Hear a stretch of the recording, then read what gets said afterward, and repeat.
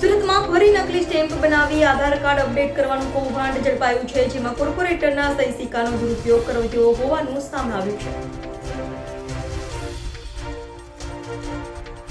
સિંગણપુર ડબોલી વિસ્તારમાં નકલી સ્ટેમ્પ બનાવી આધાર કાર્ડ અપડેટ કરવાનું કૌભાંડ ઝડપાયું છે। આધાર કાર્ડમાં એડ્રેસ બદલવા અપડેટ કરવા માટે કોર્પોરેટર નકલી સહી સિક્કા બનાવી કૌભાંડ આચરતું હતું। સુરત મનપાના વોર્ડ નંબર 8ના કોર્પોરેટર ચિમન પટેલના સહી સિક્કાનો દુરુપયોગ કરાતો હતો, જેમાં ઓરિસ્સાની સરકારી સુભદ્રા યોજનાનો લાભ લેવા આધાર કાર્ડમાં ઓરિસ્સાનું એડ્રેસ કરી નાખતા હતા, જેમાં પણ ખાસ કરીને મહિલાઓના આર્થિક લાભ માટે ઓરિસ્સા સરકારે આ યોજના બહાર પાડી છે। આરોપી હિમાંશુ કુશવા દ્વારા કૌભાંડ આચરાતું હોય, જેની પોલીસે ધરપકડ કરી તેની પાસેથી લેપટોપ, કોર્પોરેટરના બોગસ સ્ટેમ્પ, આધાર કાર્ડ સાથે અન્ય વસ્તુઓ પણ કબજે કરાઈ હતી।